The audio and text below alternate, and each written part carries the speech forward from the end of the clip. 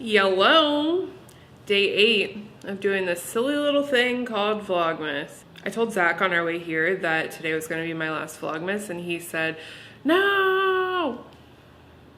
So I don't know, maybe it won't be.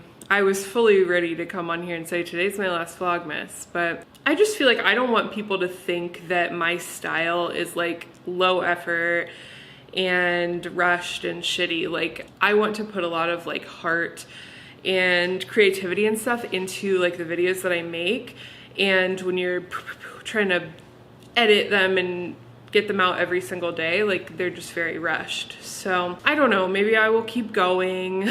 I'm always torn on if I like the blue.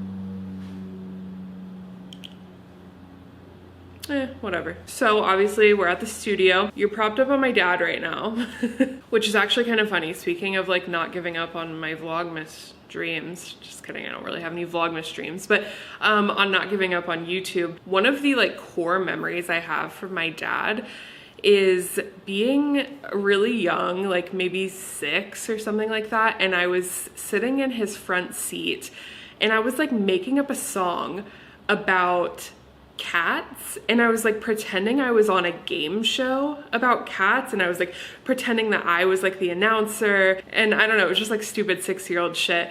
But I remember my dad thinking I was so funny, or like at least making me think that he thought I was so funny, and telling me that I could like be this great like actor someday, or this like entertainer or something like that.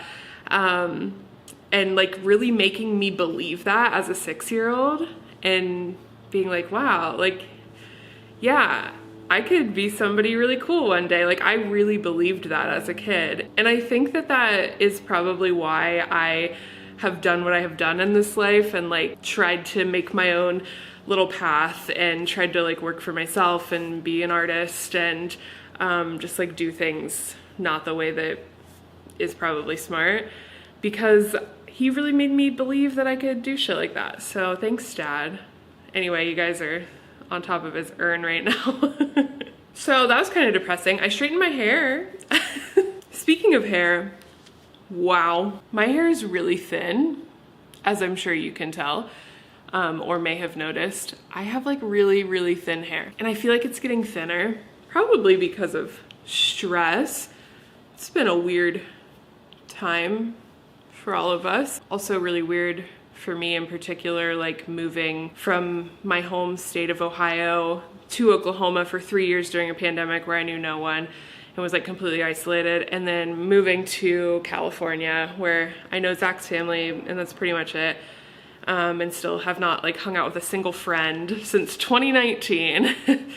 And it's just been weird times, so stress, yeah. And my hair is thin as fuck. It is like a hereditary thing also, I think, because my aunt and my grandma have like really, really, really thin hair on my dad's side. My mom has like the most beautiful, luscious hair. I used to call her hair horse hair. It's, you know, that's kind of mean, but I just meant like it's thick as hell and it's blonde. Beautiful hair. Why the fuck? Hello? My hair is long though. It's getting really long.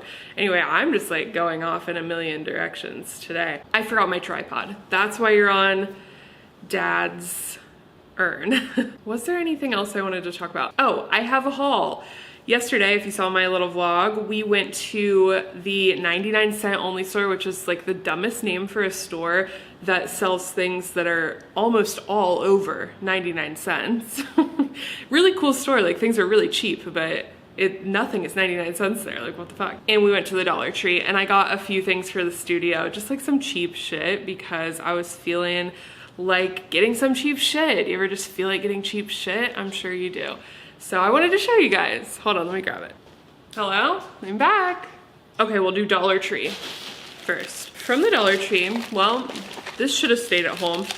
This is for our cats. We weren't gonna get this, but the guy at the register upsold us. Dollar Tree, are you watching? Because this man should get a raise by at least $1.25. My boyfriend picked this up at the checkout, and he was like, oh, look, a laser pointer. I don't remember what he said. And the cashier was like, do you got cats? Because you'll definitely want that if you got cats. And I was like, shit, you're right. We have 4 cats. Yeah, throw it in.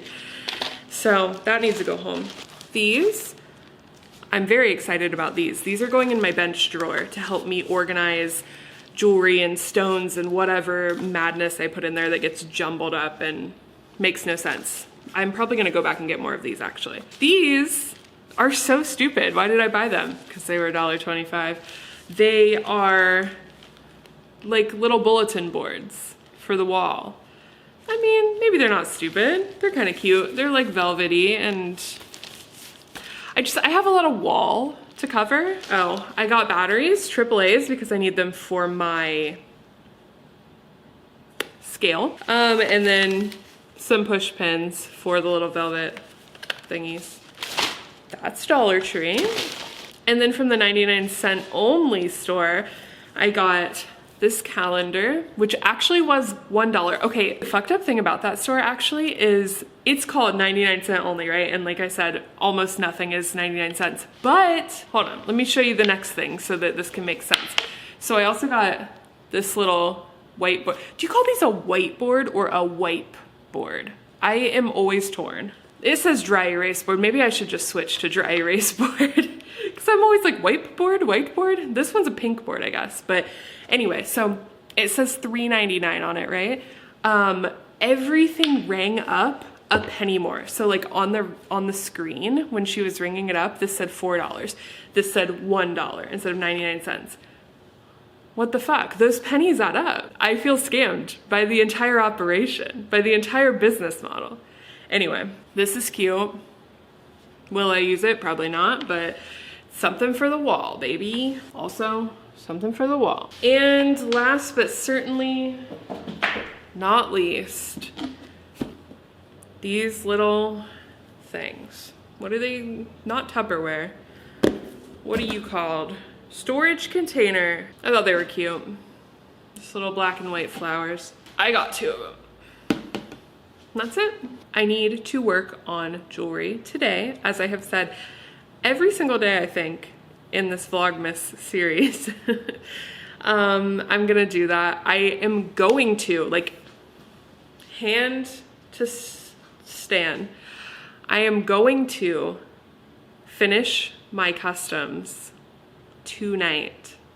Polished everything tonight, ready to ship into the world. This is my interpretive dance for jewelry ship to you. I would love to just start hanging all that on the wall, decorating, doing fun stuff. No. No. We're finishing our jewelry. Do you ever do almost nothing and then say, I wonder what my heart rate is? Because I do all the time. I would like to know what my heart rate is after standing there talking for 10 minutes. 96. Fat, not a shape, but not over 100. Whoop whoop. All right. I'm cold as hell. What is the temp? 49 degrees. Oh, I shouldn't show you where I live. 49 degrees. Don't murder me, please. I'm gonna cozy up with this heater and get to making jewelry. I probably won't really be able to show you any of it because I don't have my tripod. Sorry. I've been remaking Kara's ring. Oh, Kara, I was unhappy with this first one when I sanded down this UFO piece to line up with the back plate that I soldered it to. I didn't like how small and round I had made it. If I could get it to frickin' focus. I didn't like how small and round I had made it. I felt like it should have still been flared out. Like I accidentally filed off that flare and I just felt like it didn't really look like a UFO anymore. So I'm going to still make this into a ring and I'm going to use this little turquoise stone that fits. But Kara, I am remaking yours with your diamond, and honestly I was way more precise with my stamping this time. I tried to just kind of freehand it last time. This time I actually measured it out and I feel like it's gonna be a lot better. Sometimes you just gotta do things twice. Second time's a charm, right? So I think it will be a lot nicer. and I hope that you love it. I'm going to finish it tonight. It's 8 o'clock, so I've still got 2 hours to be here. I'm hungry as a mother effer. Zach is making French onion soup, which I'm really excited about, but damn, I'm hungry. All I have for snack are those little Chinese rice crackers, and I've already eaten 2 packs of them since I've been here. I need to keep more snacks here. All right, I'm gonna go continue to work. I'm not gonna film. It just distracts me. Bye.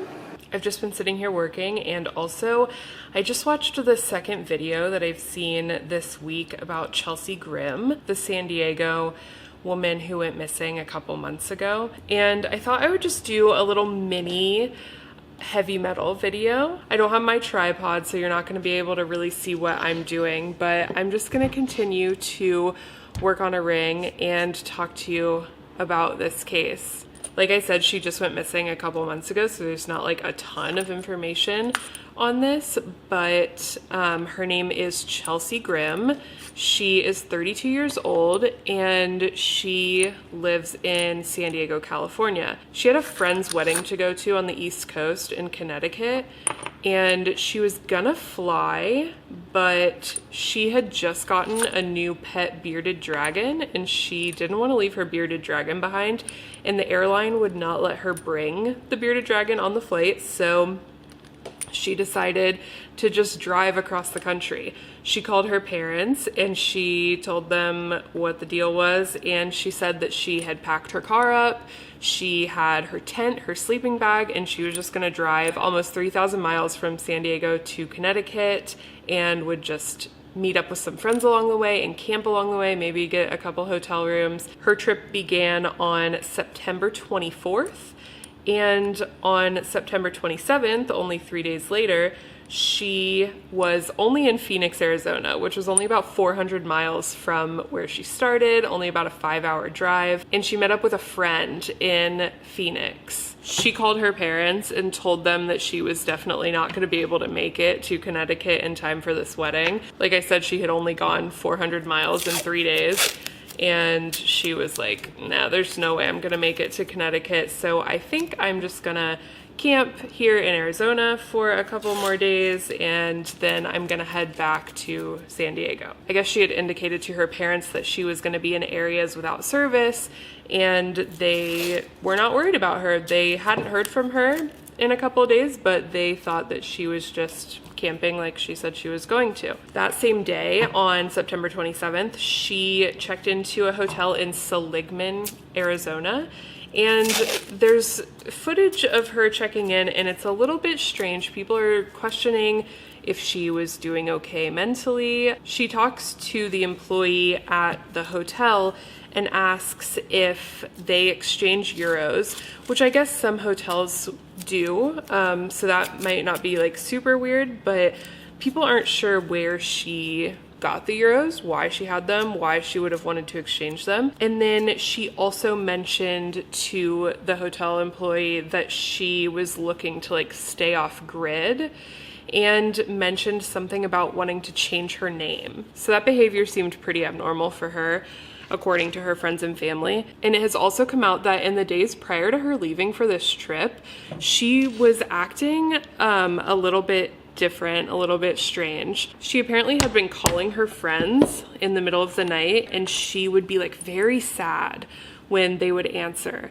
And she also had been posting like hyper religious Bible quotes and stuff on Facebook in the days before she left for this trip, which apparently also was unlike her. And she was also posting her own Bible highlighted and underlined and written in the margins and stuff, and people just thought that that was abnormal for her. Her dad also said that in those last couple of days that they had talked to her while she was on her trip, she didn't really seem like herself, and he thought that she was scared of a guy that she had been dating, and maybe that's why she had gone off grid, because she was hiding from him. That same day that she checked into the hotel, she canceled her plans with that same friend that she had met up with in Phoenix. They were supposed to get lunch the following day, the 28th, and she, I guess, called them and canceled those plans. And then on the 28th, someone called the police about a car sitting at a cemetery. The police went over to check it out and they found Chelsea there. She was with her bearded dragon. She was just sitting in her car and she was very emotional. She was crying when they came up and they were like, "What's going on? Are you like doing okay?" And she's like, "Yeah, I'm a photographer and I'm doing a project on like the lost and forgotten people in this country." And she had been photographing at this cemetery, a memorial for lost or missing soldiers, and that had made her very emotional. So she said she had bad eyesight and she was crying and she thought it would be dangerous if she started driving, so she was just sitting there trying to collect herself. The cop asked if she had been smoking weed. I don't know if he could smell it or if she like seemed high to him, but she said, "I did smoke some earlier today, but no, not recently. Like, I'm not high, I'm fine." And he asked her if she just wants to hang out there for a while or if she wants to get a ride from someone else, and she says she'll just hang out for 15 more minutes and be on her way, and the cop seems fine with that. She really doesn't seem inebriated at all in this video, to me at least, and apparently not to the cop because he let her go. She told him that she was probably just going to camp in her car, and he told her that that wasn't really allowed within city limits, but that she could go down the street to the Love's gas station and stay there, and that if she came back at sunrise, it would be really beautiful for pictures. And she was like, "Hell yeah, that sounds awesome. I'm gonna go sleep there and I'll be back at sunrise." So she seemed fine, but that day, September 28th, was the last day that her phone was on, and it was the last day that there was any activity on her credit cards. 2 days later, she apparently had contact with a woodcutter. That's what I keep hearing. I'm not sure what that means, who this guy was, where she had contact with him, but apparently he's not a person of any kind of interest. He had some kind of contact with her, asked her if she needed any help, and he said that she was normal, she was calm, fine, and she just politely said, "No, I'm good." That was 2 days later, so I guess around the 30th of September, and after that, no one has seen or heard from her at all. Sorry, I'm annealing my wire, and I don't know if you're gonna be able to hear me, so. Okay, so on October 5th, her car was found in Kaibab National Forest.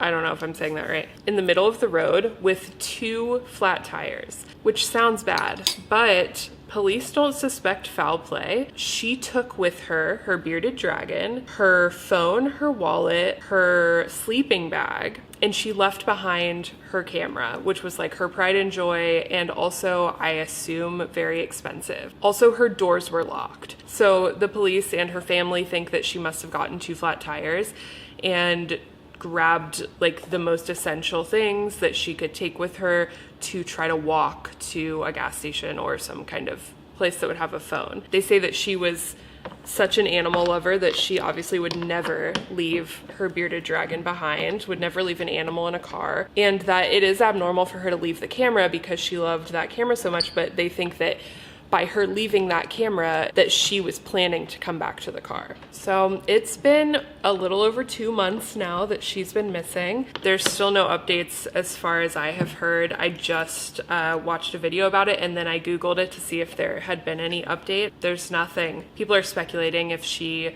was manic, if she was having some kind of mental health crisis. This honestly reminds me so much of the Bryce Pizza case where the guy was on Vyvanse and he was acting really strange, was on a road trip trying to get home to his family, and was like going nowhere over several like days, and had talked to police. Police thought that he was fine, seemed normal, and then he crashed his car and he just disappeared. And I think he like had his laptop with him, and then his laptop was gone. So they thought that I think, or maybe his laptop was still there. I don't remember exactly, but it's so similar to that case. That's so strange. I don't remember where the Bryce Pizza case took place, but yeah, this is so similar. So people are wondering if maybe it was a mental health thing or if it was trafficking, if she really just did break down and then was met with foul play. But it is kind of strange that she was talking about wanting to be off grid and wanting to change her name. Yeah, very strange one. I really hope they find her and that she is okay. If you are in like Southern California, Arizona area, this is a good one to keep an eye out on, although she probably could be anywhere by now. But yeah, really sad for her family, and I hope we get some good news about her. Thanks for listening to this little mini heavy metal. I'm almost done with your ring, Kara. Okay, I'm happy with my decision to redo. This is the new one. This is the old one. See how it's more, I don't know if you can tell, but it's more like sloped, not as just straight circular as this one. This one will be for sale with a little turquoise stone. Where is it? It's right there. And it's a size 7. So if anybody wants to buy it, let me know. Hi, ending this one on my phone because my camera just died. I got all these rings, finished the metal work. I did say that I was gonna set the stones and polish them before I left today, but I wasn't really expecting to remake the UFO ring. I do that a lot, actually. I said the other day that I have that aphantasia thing where I can't really like see in my mind. I just like talk to myself, and that it like affects how I make jewelry. Sometimes I feel like I have to do it and then I have to do it again. You know, people pay good hard-earned money for art, and I want it to be as perfect as I can get it with my human hands, at least. So Zach is here. I think I just heard him pull up. I'm gonna go. I'll be back tomorrow. I will set the stones and polish these, and I suppose I will vlog again. I guess I'll keep going. Hope you're all doing super well and having a great, happy life, and I'll see you tomorrow. Bye.